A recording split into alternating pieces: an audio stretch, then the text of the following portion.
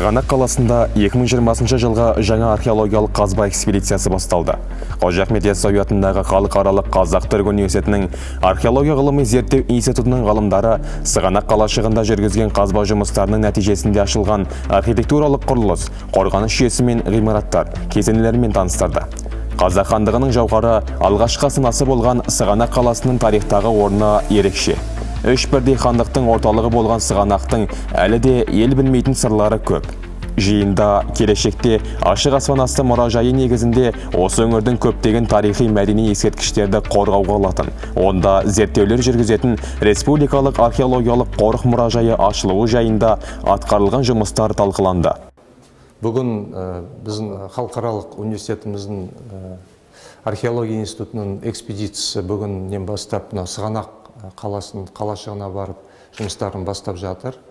Енді бұл археологиялық экспедицияның жұмысы өте маңызды деп біз есептейміз. Себебі біріншіден енді биылғы жұмыстар мынау Қазақ хандығының 555 жылдығы қазір біз тойлап отырмыз. Сол себептен мынау өте маңызды жұмыс деп айтамыз. Себебі енді мынау Сығанақ қаласы ол тарихымызда белгілі қала болған. Мынау орта ғасырда ең үлкен қалалардың бірі болған. Біздің университет осы қаланың археологиялық жұмыстарын атқаруға 2003 жылдан бері атсалысып келе жатыр.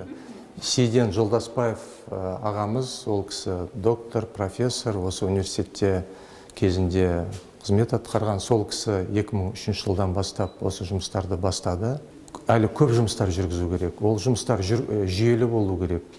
ЮНЕСКО тарапынан үлкен қызығушылықпен қарап отыр. Былтыр мысалы біздің экспедициямен бірге сол ЮНЕСКОның археологиялық институттарының филиалы бар Самарқанд қаласында.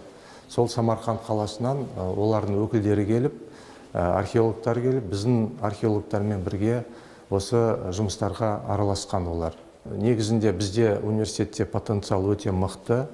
Археологтарымыз халықаралық деңгейде жұмысты атқарып жатыр. Енді Түркия тарапынан да көмек көрсетіліп жатыр. Сол себептен біздің археологтарымыз негізінде мынау халықаралық деңгейде өткізетін сондай деңгейде жұмыстар орындап жатыр. Сол себептен мен ойлаймын, негізінде осы мәселеге мәдениет министрлігі және білім ғылым министрлігі арнайы көңіл бөліп, мемлекет тарапынан осы жұмыстарды ауқымды деңгейде өткізсе, оған әрине үлкен жобалар, болмаса бағдарламалар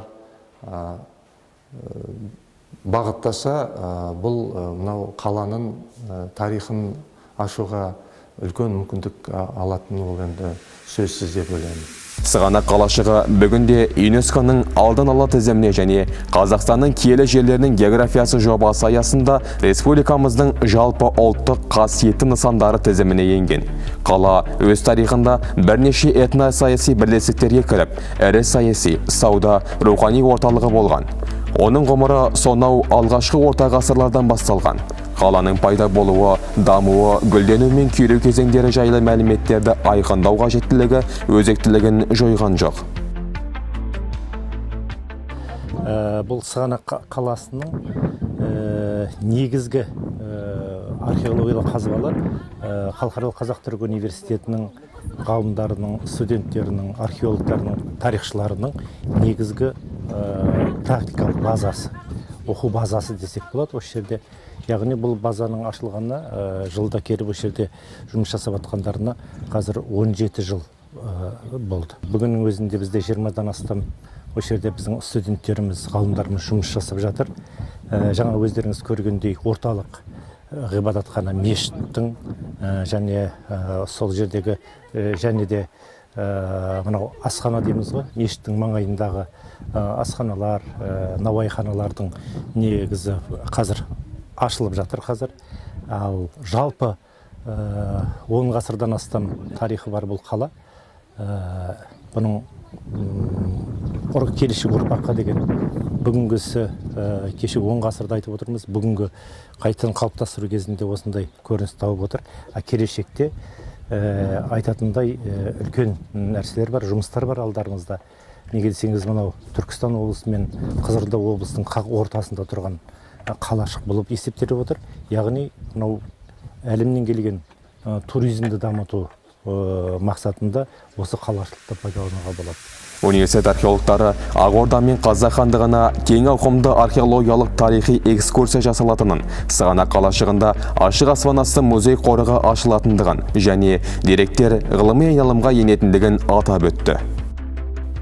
Бұл жердегі негізгі нысандар ретінде ең алғашқы болып ашылған мына жердегі осы қалаға кіреберістегі Хусамиддин ас-Сығнаки деген кезіндегі ғұлама, осы Сығанақ қаласынан шыққан үлкен ғұлама атамыздың басындағы қазбадан басталды. Ол қазіргі кезде қайта жаңғырту мекемесімен қалпына келтірілген. Одан кейінгі жылдары осы қаланың орталық бөлігіндегі мешіт бөлігі, қаланың орталық бөлігінде мешіт, және осы кіреберістегі қақпа, мына қақпа көріп тұрған қақпаларыңыз 13-ші жылы ашылып бастады. 13-14 жылдары осы қақпа толығымен ашылып, қайта жаңғырту мекемесіне өткізілген болатын. Одан кейінгі жылдары міне қақпаға кіреберістегі бекініс, жалпы қаланың қорғаныс, бекініс жүйелері толық зерттеліп келуде қазіргі таңда. Мына жерде көріп тұрғандарыңыз сол жағыңыздағы үлкен башняның орны, қадағалау башнясының орны қалпына келтіріліп жатыр.